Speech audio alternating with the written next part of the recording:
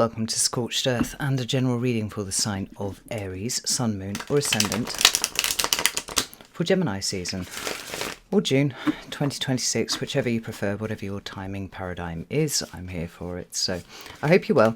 I'm using the 777 Bulgarian deck for you today.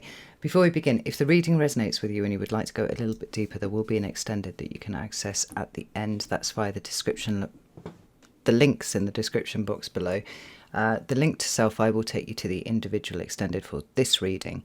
But if you want some access to the other extended content that I make, which includes obviously all of the extended content for all of the signs every month, so you could look for your moon and your ascendant, whatnot, and the weekly energy readings that I do every single week that run somewhere between 45 to 60 minutes.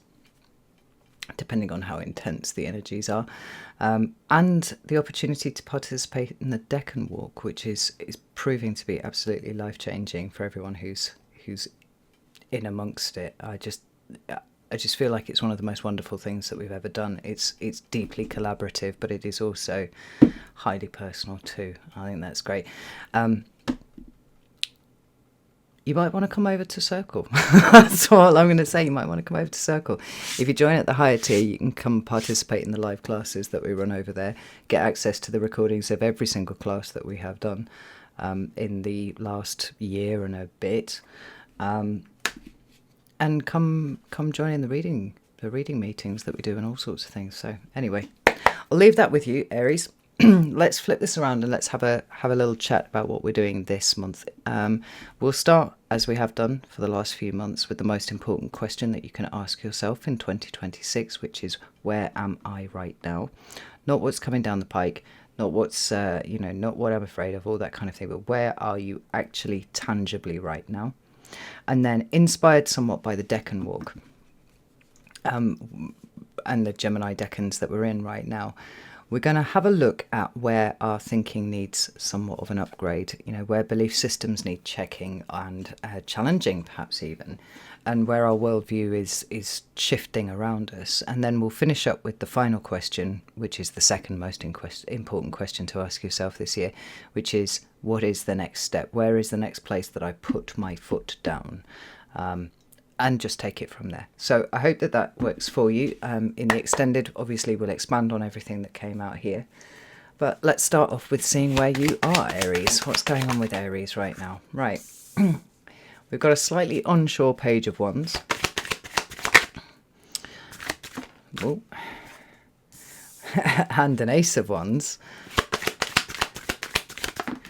And an Eight of Wands with a Five of Swords on its side, and the Judgment card here. Woo! This is big energy, Aries, and it makes me feel a little less icky about that Page of Wands on its side. I don't actually want to cross those. If anything, I want to put them like that, actually, because the Page of Wands is our preparation for the journey ahead. It's the movements that are upcoming, and everything that we do to ready ourselves up until the point where we actually start moving. That's the arena of the Page of Wands right there. And when he shows up on his side, it feels a little like suddenly there's been an element of doubt, an element of something introduced where it's like, oh, the journey that I thought I was going to go on maybe won't happen, or maybe it won't happen in the way that I thought it was going to. There's almost like a slightly confused aspect to it, which, like I said, kind of gave me the ick a little bit when I first saw it. But to follow it up with the Ace of Wands, and then the Eight of Wands, and then this Five of Swords on its side, and then the Judgment card at the bottom of the deck, feels like you're about to go off in a different direction. It's like what may have appeared initially something a little bit like crisis is just a very necessary pivot to something that feels like it's got the capacity for so much more expansion than the direction that you were initially intended on going.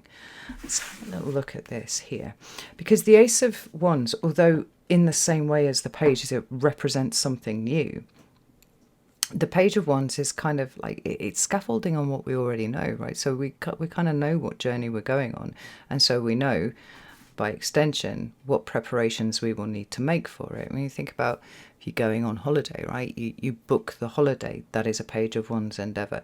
You buy your new holiday outfits. That's page of wands. Everything that you do right up until the point where you leave your house to get in the taxi, to go to the airport and get on the plane, which is all very much Knight of Wands sort of energy.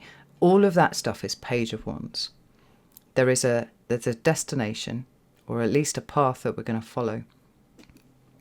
And there are relatively predictable things along the way that we know that we're going to experience and we know that we're going to utilize maybe. And think about the difference between booking a holiday to, I don't know, an Antarctic cruise versus one to Egypt, right? It's going to require different clothing. This is why the energy of the Page of Wands is quite important in terms of orientation and whatnot.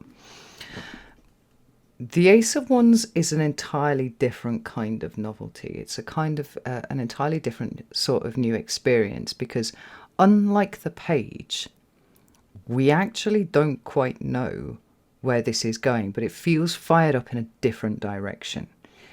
Maybe it feels fired up with an intensity that we were not feeling on the path that we were on right there. You know, the Ace of Wands is an ignition of creativity, of passion. It's that stuff that makes your blood run hot, where you get really excited about something that here, and it's the possibilities, not the probabilities, the possibilities, the potential. This could go big, this could go hot, and this is amazing, is how it feels when it starts to show up in that way. Because aces represent that potential right there, and it's like it doesn't start and end with the Ace of Wands. It's like the Ace of Wands is initiating a whole new paradigm of experiences, of things that we can do, and our minds start to fire with the possibilities. That feels really, really good to me.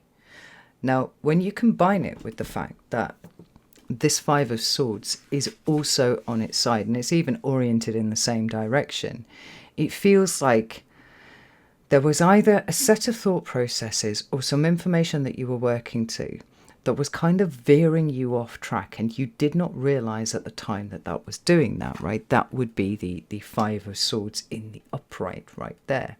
Maybe you thought something was going to be more valuable in the, or on the path, or the end experience itself would be more valuable than suddenly you have realized it was going to be, because that's inherently chaotic right there, and it's not a fantastic energy to have showing up in most things, except for when we are maybe challenging our belief systems, or challenging our thinking, or challenging our paradigm, right? And then it's great because it opens the possibilities of looking at things differently and seeing where we have either hoodwinked ourselves, or we've just been on the wrong track with something.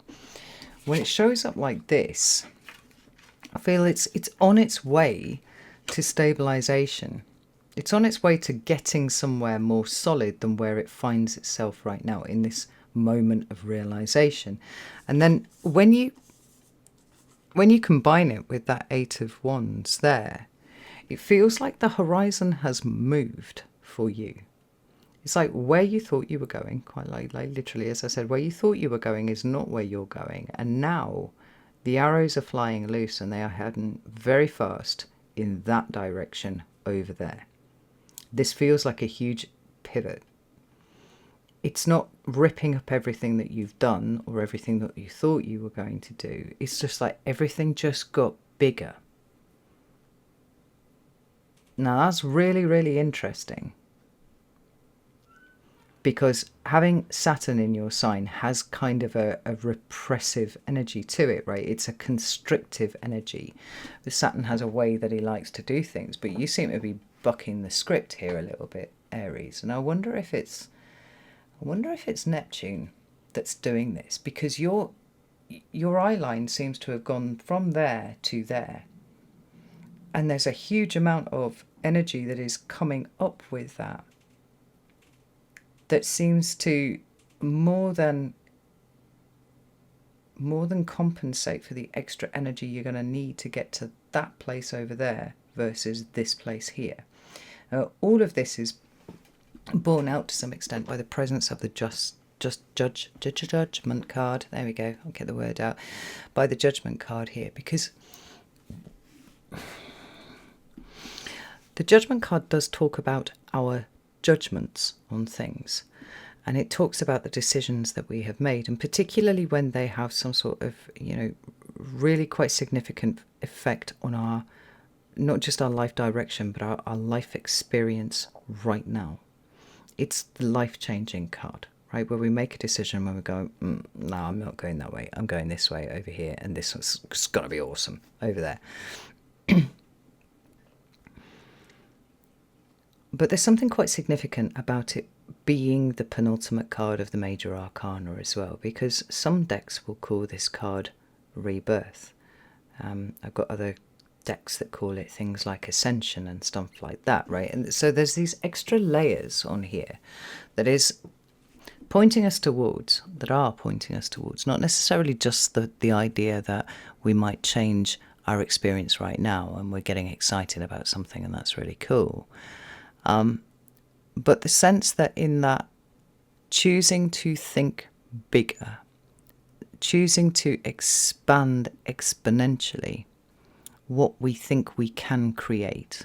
I'm thinking about the energies of Neptune and Saturn working together here. That there's something profoundly transformative for you in that state that sees you nudging towards the end of an old paradigm, an old restrictive paradigm, and moving into something that is much, much more expansive. Let's have a little look at this Ace of Wands. Nine of Pentacles, that's fascinating. Sorry if you can hear my stomach rumbling, by the way, apparently I am hungry. Eight of Wands. No, we're not getting anything else for that. It is the Nine of Pentacles. Okay, we are getting something else for that. It's the Judgment card at the bottom of this deck as well. Right. All this does is serve to underscore just how pivotal this moment is right here for you. And I think that the essence of this Nine of Pentacles here comes down to the phrase that I heard in my head as soon as this card came up, and it's because you believe that you can. That's it. Because you believe that you can. Right? It's like some people will look at this scene and what they see are the bars here. What you see is a massive opulent garden, but simply something that is holding these pentacles up. And what are pentacles, right? They are your resources. They're what you have to invest. It's your time, your care, your energy, your effort, your love, your attention, all these kind of things, right? They're currently being suspended in between these here, but she's not looking at them. She's looking over here. And is it possible that the bars stop right there at the edge of the card? It is. So some people might look at that and they'll go, oh, well, what a lovely garden, resplendent. It's got a peacock in it, great. But she's trapped. And something's shifting in your thinking that says, no, look at that. If we move just, a mere 2 feet to the right of that, there's just open space. It's that quality of where we look at things in a very linear, very narrow way versus expanding out like that, where suddenly we can take in much more of the horizon than we could see before. I mean, this is huge, Aries. This is really, really big. And although there's something a little bit frisky about changing the plan, the way that you feel about the potential that this brings feels like it's just nuking any resistance that you have to this switch in direction. And it's really playing to your strengths, because what Aries brings is passion. What Aries brings is drive.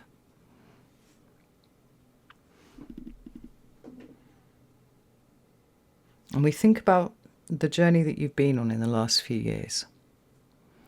We thought about how, you've had your version of chop wood, carry water in exactly the same way that Sagittarius has had, right? But for you, it's about learning to pace yourself. For Sagittarius, it was about not pivoting away when things get hard. It's like recognizing that they have a superpower, and it is the ability to be able to dig in actually if they need to, and then developing the discernment to work out what situation needs what.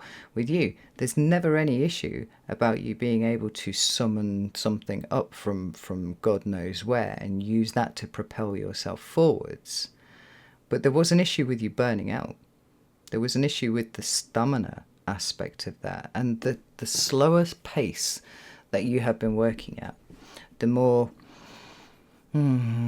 methodical process that you started to develop feels much more strategic, right? And so you have balanced yourself out in terms of what you can do now, and it's increased your skill set by a million. It's increased your discipline. It's increased all sorts of things.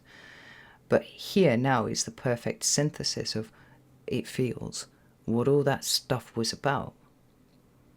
Because you believe you can. Not because you know you can, but because you believe you can. I'm away, mate. I'm off to go do something awesome. See you later. Enjoy being a peacock and all that sort of thing.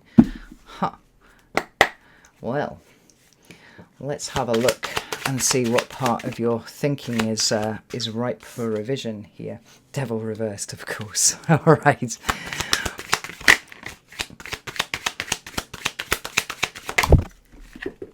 Fucking hell. Let's have a look and see what that is. It's landed face down, of course. Page of Swords in the upright. One more card, please. Six of Wands. This is extraordinary. This is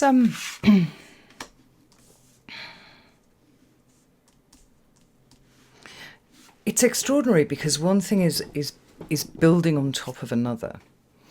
And if I have noticed anything about the readings that I've done for this round for Gemini season, is this underlying genius in terms of the training, let's put it that way, the training that we've all been through in terms of building up the side of us that was kind of lagging a little bit. Like every experience perfectly curated and experienced in the right way to foster something, foster resilience, a kind of methodicism, that's not even a word, a kind of methodical approach, let's take it that way. The ability to be quiet and not necessarily share everything that you're doing. That one feels a little bit off now I said it aloud, but the quiet is right.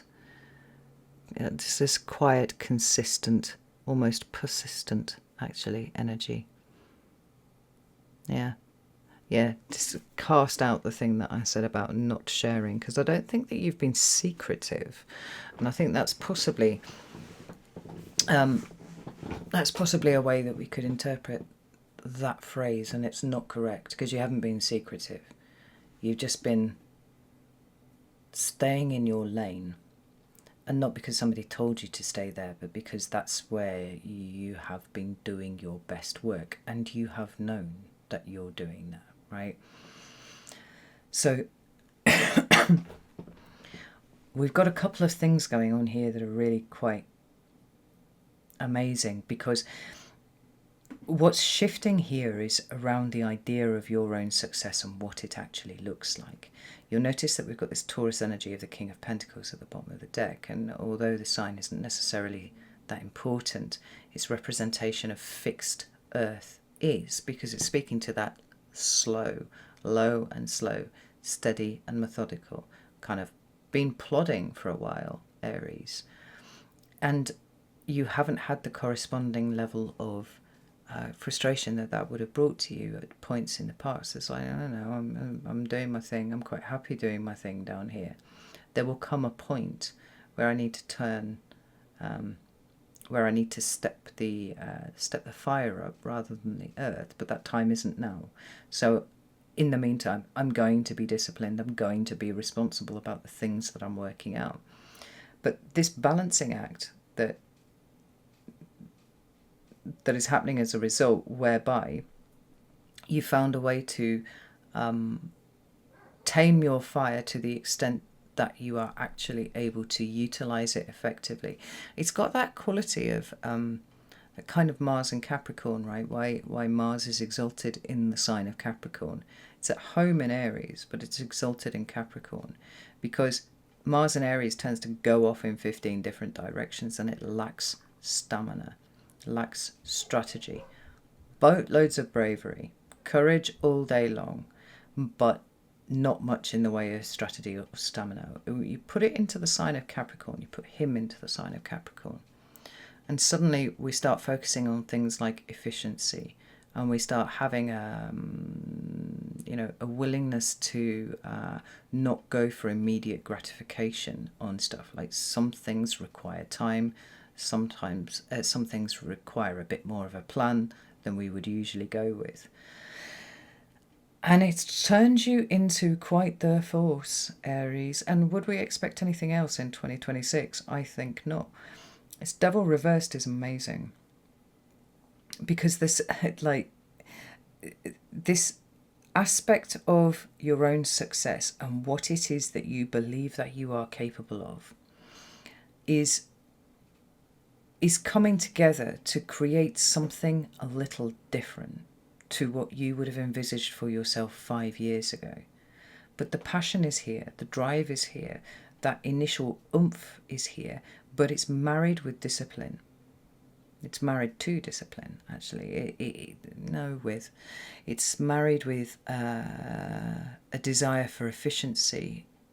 It's married with this sense of not just doing things for doing things' sake, right? Which is probably an offshoot subcategory of efficiency. It's like you've become quite a strategic machine, and you can point and shoot yourself in a direction and know that you don't have to come up for air for considerably fucking longer than you have been able to do before. And there is something incredibly liberating about all of it. Like the devil's not a universally bad card, and I wouldn't listen to anybody who tells you that he is. But the ways in which he is uncomfortably bad, I'm going to come up with a better word than that, but just like not particularly a positive force in one's life, let's put it that way, is where he makes us feel like we don't have options, we don't have choices, and we can be stuck in a rut. Now, the Aries way would usually be to go down in a blaze of glory on that one. Like, fuck you. I'm just going to burn it all down and escape that way, right? And there are probably, myriad instances where you have done that in your life. It's entirely possible. It's that, very, very swift rise of something that then kind of disappears again. It's lacking the stamina.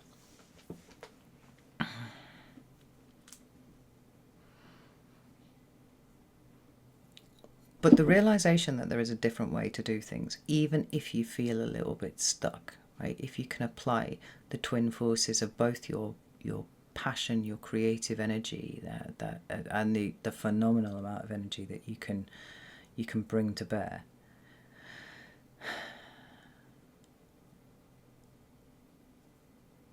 And you can create a structured and orderly way out of that.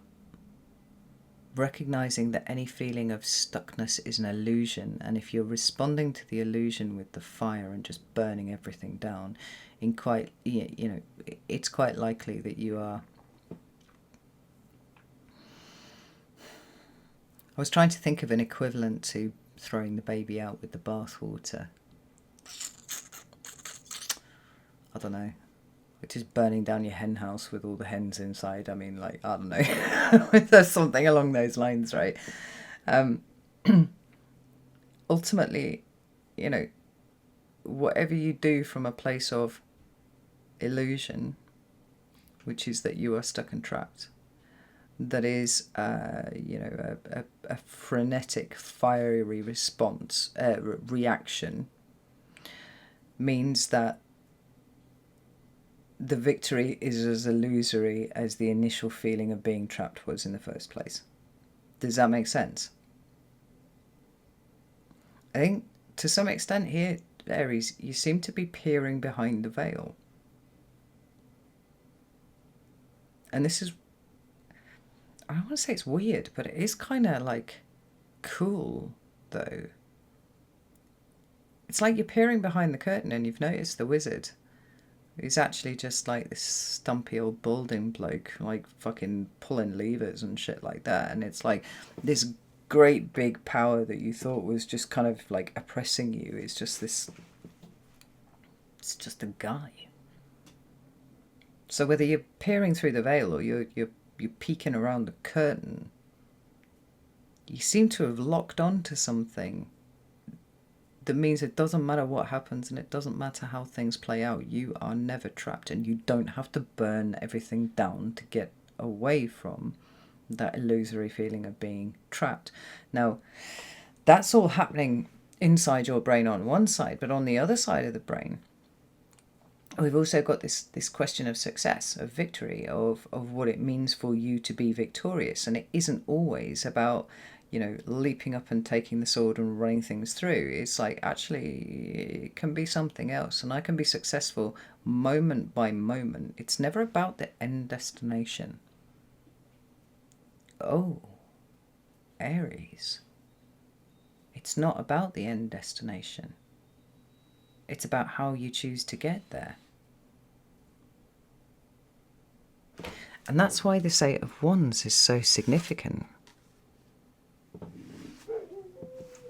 Because it's like you haven't just put your boots on and gone, right, I'm going to run in this direction. You're like, what's the most efficient mode of travel that I can do?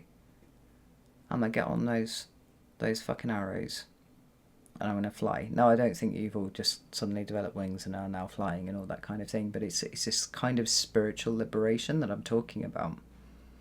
I love the POV of these arrows right there, right? It's just like we are literally flying through the air with the arrows. This is just breaking everything open for you. Like, it's one thing to be intellectually aware of the fact that you can change your life in an instant and that, potential never switches on and off and all that kind of thing, but to feel it in your blood, to feel it to your very core, that's next level shit. It's not about the end destination, it's how you get there. And you've just suddenly realised that how you get there can be done so much better than the way that you have been doing it, even though you've been training and fucking, ascending this whole time. Everything happens in that kind of layered progression, in the way that the King of Pentacles actually really likes. That's how he does things. You don't move on to the next step until you've made sure that what comes before it is solid and is going to take what comes above it. It's methodical. And in that same way, the training, whatever you've been through in the last few years, it's all been bringing you to this point where suddenly all sorts of things are starting to appear in front of you, all sorts of things are starting to synthesize in your own mind. And that is the thing that has freed you.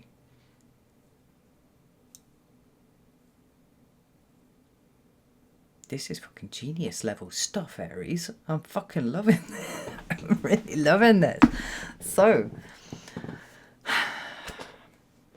we're going to ask what the next step is, despite the fact that you seem to be in the air and flying at this point. What's the next step for Aries? Two of Wands on its side. Okay.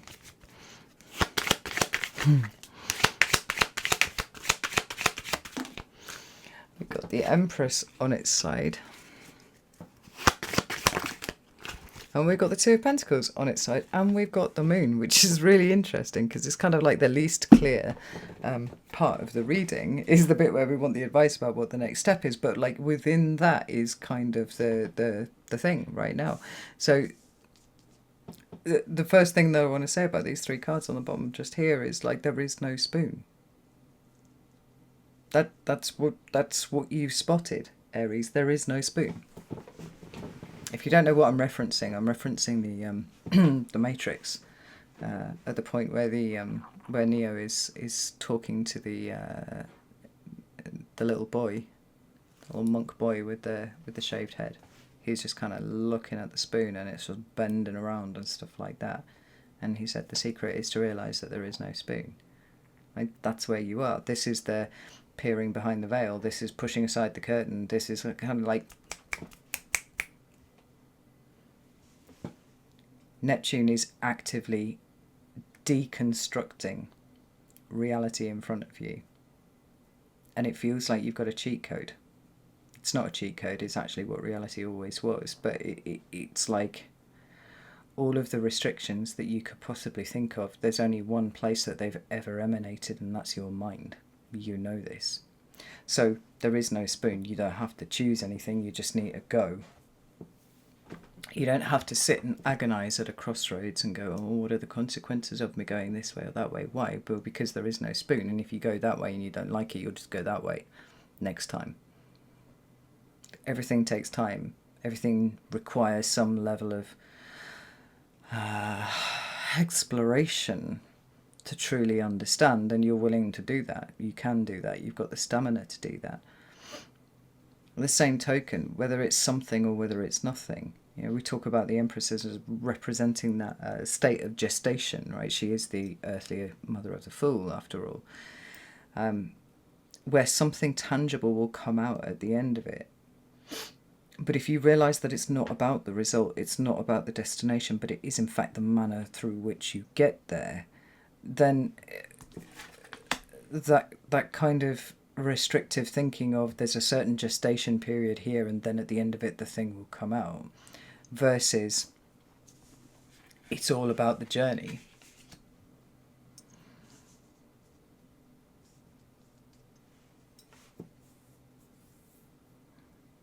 And this Two of Pentacles, which is the question of whether you are coping, surviving or thriving in any given moment, also becomes almost a redundant one, because it's not about the journey, it's not about the destination, it's about the journey.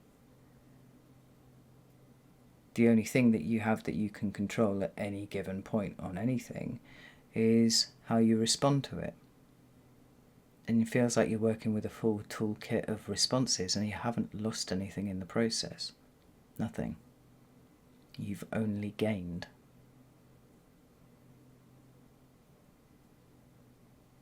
You know, this goes so much deeper than just having a positive mental attitude, which I think is a little bit of a tedious position anyway, to be honest. Sometimes there's very real shit that people are trying to work through. And it undermines the struggle. It undermines both the experience of the struggle and the things that are being learned in the case of the struggle. We're just going to excise that from the fucking equation. No, that's not how human life works.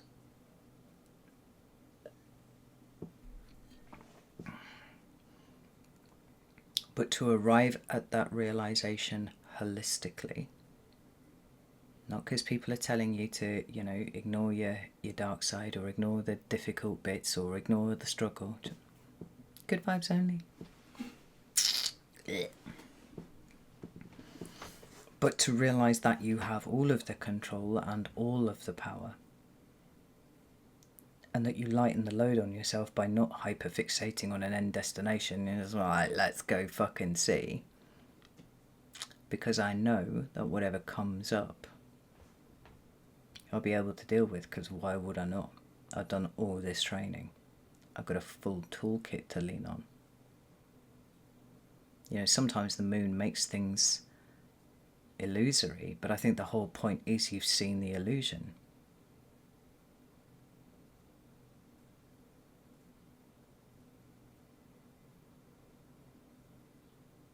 And I don't think that you're ready. I don't think that you're here for participating in it. You'll participate in the material, for sure. Yeah, I'm going to show up. But it's like there's a million and one things that have all just pinged at the same time inside your brain, and you're like, ooh, this is exciting. I can do literally anything that I want, because I believe that I can. Aries, this is so exciting. I'm getting excited on your behalf. I really am. Right. I'm going to go to the extended now. If you would like to join me over there, you're very welcome to do so. You can do that on Selfie or you can do that on Circle, like I said at the beginning. I'd be delighted to see you in either place, and the links for both are in the description box below. Failing that, I guess I'll see you next time. So, know that I love you all very, very much, and I'll see you soon.